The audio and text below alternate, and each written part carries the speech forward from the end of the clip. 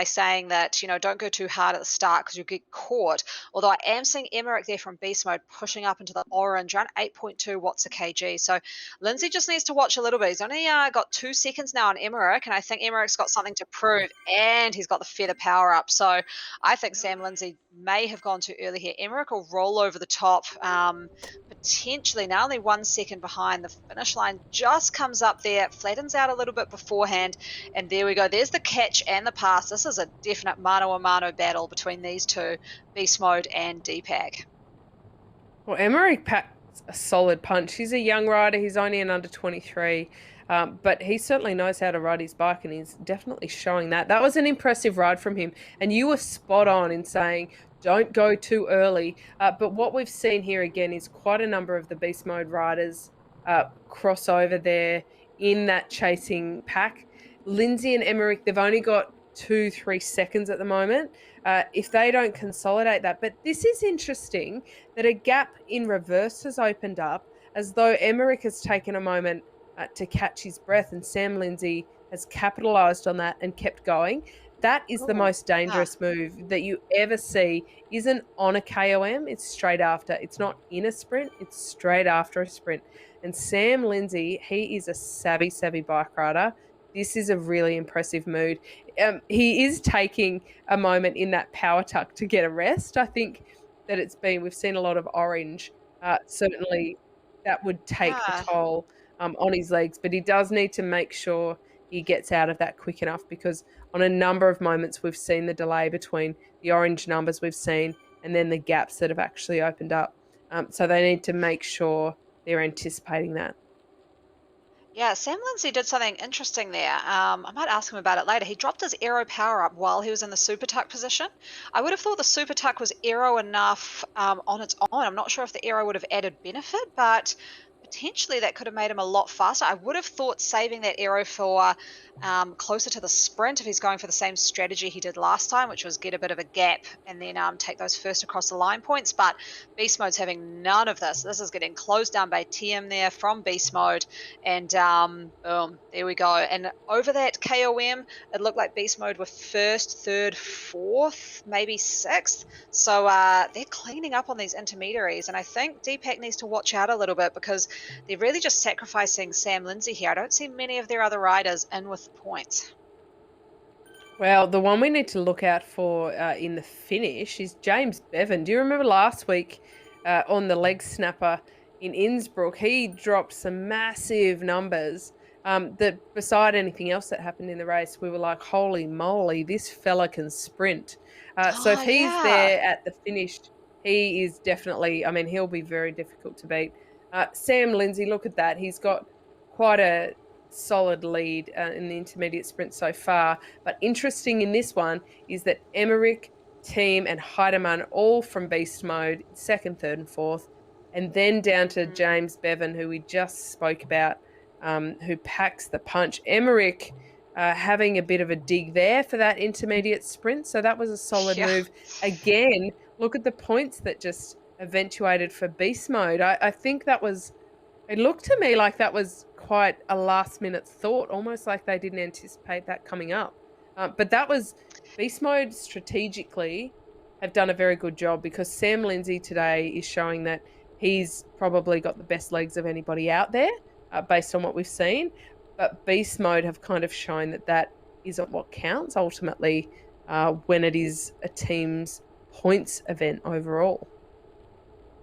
Yeah, I feel like Beast Mode could actually win this race, because their intermediaries have been really, really good. You saw there in the total points, Sam was out the front, but then it was like Beast Mode, Beast Mode, Beast Mode, then another rider, and then Beast Mode again. So as far as a team goes, these guys have just dominated all those intermediaries. May not be first across the line, but they've been doing pretty well gathering just points for those top 10 placings. So very impressive riding as a team. And, this is where things start to get a bit twitchy, because they're pretty close to the finish of this race. And it's just this weird kind of riding around the streets, up tiny tiny little ups, little downs, corners. It's really hard to get a rhythm. It's really hard to relax because you can just get dropped. As you'll see here, they'll go around this corner and they'll just kick up really quick to 4%, 5%. And this is where you've got to be really, really watchful of an early attack. As we see, is it Hashimoto from ZWC pushing 7 watts a kg? This is a little dig, a bit too far away, I'd say, from the finish line, but maybe trying to draw out some early attacks. And looking at the finish line sprint for the race today, it is really tricky. It's you take a right-hand corner, but that's only about 600 meters from the finish line. You go up a very steep sort of 11% climb that lasts for about 100 meters or a bit less, and then it flattens to around 2%, and you just carry 2% to the finish. If you go too early, if you go on that climb, you're not going to win. I think sort of the best spot to go at is about 150 meters to go, but really it's hard to play that patience game. But if you can, I think that's where you're going to win the race. Well, look, on paper, it would be very, very difficult to go past James Bevan, but Jan Emmerich also packs a pretty good punch. Hashimoto, definitely not known for his sprinting ability, but he's got 4 seconds. That's a really Wow, they're solid just taking lead. this It will right. not. Yeah. Yes, I don't think that will extend too much further, but I don't know that he will get caught. He's in the orange as they're starting to go up this steep section. That is coming down. That 4 seconds is definitely not extending, but this is where Beast Mode need to put their riders on the front, and they need to put that chase in to give Emmerich the best chance of the sprint at the finish. This is where Sam Lindsay needs to pull for Bevan to get James Bevan in the position to win. I don't like seeing them blob across the road like this. I think that both Beast Mode No. and Deepak are in a position to pull this Oh, back. But he's going by to win looking this. at each other, Hashimoto might take this away, Anna. My I think goodness he's got me. it. Oh, What a missed opportunity. Oh, this is going to come down oh, pretty close. wow. Oh my Oh, they've gosh. left it too late. Wow. Hashimoto takes the win ahead of Bevan with a very late run from Bevan, but both Deepak and Beast Mode, I think they were caught napping a little bit there. That's a big surprise, but massive ride from Hashimoto, and good on him because he would not have won in a straight up sprint, but he got the jump on them, and that was impressive. Now, this is the rest. We've seen the best there. We've got the Oh, here rest we now go. coming Here we in go. here. And that was, This is this is the, look at this repeat here. This is amazing. I mean, I think this is what I'm going to analyze for this week because this is an attack you would never think be able to stay away that far out. And everyone, like you see, Kate, were just behind, like looking around. It's like they were all bunched up together, dropping. There you see, aero power ups, all the power ups being dropped while they're all sitting there together with no one pushing orange numbers. Just crazy there. And now they push orange numbers way too late. So, man, Hashimoto, good work. There was some aggression rewarded for sure. And isn't it interesting then to consider what's going on there? Because if Lindsay had have pulled, Bevan would have easily won that. If some of the Beast Mode riders, they had a number of riders there. If Christoph Thiem had have pulled, Jan Emmerich could have easily won there.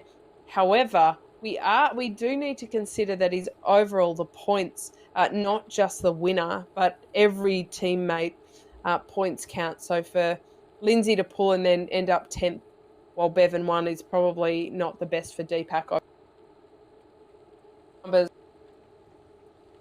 Those final numbers will allow us to analyse that a little bit. We're overwatching the Bs now. We've got Verhoff from Vision here. This is a pretty small group again. I mean, as we said at the beginning, Anna, it's such a tough course because it's down to only 14 riders here. Yeah, it's I did just want to. Sorry, I'm still sort of in shock that Hashimoto managed to get away. I think what's happened there is that Beast Mode are looking at Deepak are looking at Beast Mode, and they just kind of let that rider go. To be honest, I think they were so concerned about each other that they kind of lost a bit of a feel for what was happening up the road. But yeah, as we're sitting here with the B category now, we've got a nice little group here from Evo as well. They're probably on those magenta bikes. It's actually a requirement if you're riding for Evo, I've heard, to be riding that All right, magenta well, we've bike. got the Um, Bs here in the Evo. They are definitely strength in numbers here. They don't have far to go. This is where they turn the corner and they kick up. It's like 10% for a couple of 100 meters before that it does flatten out to the finish. You don't want to go too early. In saying that, we just saw Hashimoto take a pretty convincing victory, surprising victory in the A's by doing that late attack. So a well-timed late attack can definitely work there. We've got 12 riders vying for the finish here. We've got to say that Adam Evans would be the one to watch. He has got the best 15-second power. In fact, his PB there is over 1100 watts. So that is wow. That is huge numbers there.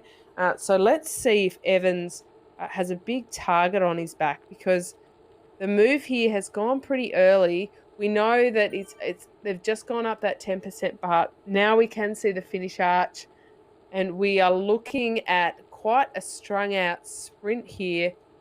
No one has moved in particular yet.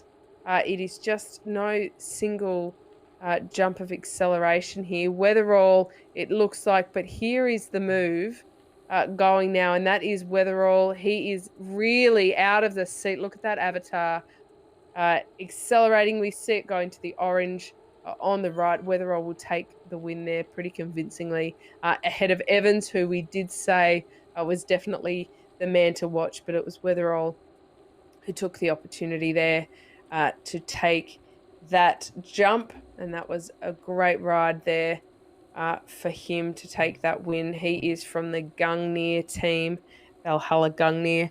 We've got the C's on the right of screen now. We're watching Dan Proven. They have a group only of 13 coming into the finish. They've still got 4K to go, though.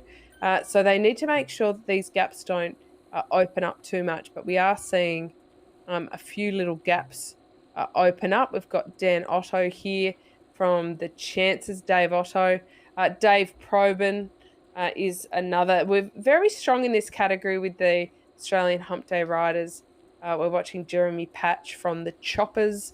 So we need to remember that even the AHDR, they are a lot of them in the same kit, but they are in different teams. So Otto riding for the Chances, Patch riding for the Choppers. There's a bit of a theme here with a ch going on. But they've put out some pretty solid numbers so far throughout this. Their estimated time at the end is around about the 45-minute mark. So they've got about 5 minutes left to go. That's a solid piece of work to do a 5-minute effort. So they do still need some buddies here, but some gaps have definitely opened up. They've got 16 riders coming into the finish, or 13 riders coming into the finish. We've seen across the board today that it hasn't necessarily been one big move, but it's more been whittled down through how difficult the course is. There is literally not a meter of flat. We've got the Ds now. It's so great to see all of the teams across the different community leagues. We've got Noel Kurger here, another AHDR rider. So once again, they're pretty well represented there. He's second on the road. Robbie D is a smidge in front of him there, just nearly a minute. No, just over a minute there. But they are in 1x1s here. So we've got Robbie D leading at the front, Noel Kurger on his own behind, followed by Hussey Bamford, not too far behind Hussey there. In fact, it looks like they've come together now, but then another big gap out to Elzinger, Scott and Holmes with Armstrong. They're forming a little bunch there as well. We've got Yeah, we've the just C's back here on the left, and it is absolute carnage across the C and D grades. yeah, this looks like definitely the D grade. There were just a whole lot of riders as singles there. You can just see RD NWSCC we're seeing on the right hand side of the screen. That's a lonely climb for him going up there. It's not a pleasant course to be doing on your own. So it's nice to see in the C category on the left, we've got a great little bunch coming into the finish line. A few WMZ riders, some cryo riders I see in there, some AHDR choppers. So this has been a very competitive night for that C category, and they are just coming up to that finish line. Don't know if we'll see any more of those Hashimoto big attacks off the front. I'm still really impressed by how that went down, but I think these guys may take this right to the finish line. It'll be interesting to see when they open up those sprints and hit those orange numbers. Yeah, those orange numbers, just saw uh, in the Bs another massive acceleration at the finish that made a big difference. I think the timing on this course is really important. We're seeing a few almost get a bit spooked by how difficult the finish is. And instead of going too early, which we warned against, they're almost leaving it a little bit too late. And so a Mm. lot of power ups being dropped here because this is the lead into the sprint. This 10%, I think, is where a lot of legs get damaged and people are a little bit nervous. But using the power ups, this is where you can make a really big difference. You don't want to go too early, but I think you also don't want to waste that really difficult section in making the other riders hurt a bit if you've still got a bit of gas left in the tank. Yeah, and we saw all those people dropping the feathers on that climb because it goes to about 11%. So it's kind of an okay place to drop the feather. You'd think it would make sense, but you've got to put in an attack if you're going to drop the feather. You can't just really use it to hang on. I would tend to even just save the feather to now. You know, it gives you a good kick. You're on a 2% gradient. So as we see Proven here, though, having a little battle going on with Via Largo, who looks like he's going to come across the front. Great turn of pace there, about 10 watts a kg to finish that off. So awesome racing from Logo with, I think, Proven coming in second place. So very competitive in that C category. Well, it's great to see them racing all the way to the line. And we need to remember that at the end of every season, a team moves up and a team moves down based on how they've actually performed throughout the season. So it is important across the categories, not only that they go all the way to the line, but that they continue to mold and learn that art of racing within the Zwift world. And that means sprinting all the way to the line. We've got the D's on the right of screen, and this is Robbie D, who's clearly having a very good day. He has been riding solo for a while now. But as you point out, Anna, it's a pretty lonely day out on course if you don't have any teammates out there with you or even any breakaway buddies. Yeah, I mean, a minute 30 lead on the three chasing. So I'm not sure where he's made his attack, but he's obviously made it stick pretty well. And the benefit of that, I mean, it's lonely, but he's getting all the first across the line points fairly easily. So great job there. He might see himself moving up a category if he's putting in dominant performances like these. But yeah, that's quite a nice day out in the saddle. You know, you put in an early attack, get a bit of a lead, and then just mop up all the points as you go along. Yeah, it's not a bad strategy, is it? Get out there and mop up all the points. I think it's actually a very effective strategy. We'll have to see what the rest of his team is doing and what all of those hump day riders are doing because there is a lot of them out on course. And I tend to think we've got one on the left of screen in the C's here, Opel riding for the chances. And I tend to think we've got Noel Kurger here from the D. Again, AHDR. There's so many of them. A chopper on the left in Atomic. When they're in a position sort of defense and they're trying to bridge across to a gap, I think that is where, even though they are on opposing teams, the hump day riders will have a bit of strength in numbers and they will be able to work together a little bit. But interestingly, at the front of the race, they're actually getting one or two riders who are breaking up that cohesion. We saw a cryogen rider there thrown in amongst. We've got Team Type 1 Diabetes. It's great to see them representing that cause out there with Steady here, who crosses the line. Brewer from Sabre, great ride from him as well. Janine, now this is an interesting one, Anna, because in Mm. the men's division, it's actually not men's, it's men's and mixed teams. So not often, but we do see a few ladies pop up as well, which is unreal to see the opportunity to have some mixed teams in this season, which is an upgrade from last season. Yeah, that's really cool. I think it's great to have them mixed and have women step up and race what would be a very very different kind of a race with some men in there. I mean, that'd be great for drafting. And it looks like we've got Sandy here, so also in the mixed division, rocking the visor and the cryo kit. Obviously, maybe a budding triathlete as well if she's got that. She's got that from the Zwift running platform. Um, Riding a little bit on her own, but yeah, good to see her out there, just taking it to the men as well. Love it. Oh, well, Sandy, if you are a runner, you're clearly a bike rider as well. There is a duathlon racing series coming up, so that might be something that suits you well. So stay tuned for that. I believe that was actually the cause behind your vacuuming tonight, Anna. You were installing another television in front of your treadmill. So we do have the Zwift Duathlon League coming up, starting on the 17th of February, a 6-week bike and run race series. It is really simple. You ride as far as you can in 35 minutes. You have a little bit of a break because you're human and you need that. And then you get on your treadmill and you run as fast as you can, as far as you can for 15 minutes. That 10-minute transition in the middle. If that was me, Anna, that 10 minutes would be spent, or at least 9.5 minutes would be spent on the floor hyperventilating. But I think for you seasoned multi sport athletes, it will be a little bit smoother.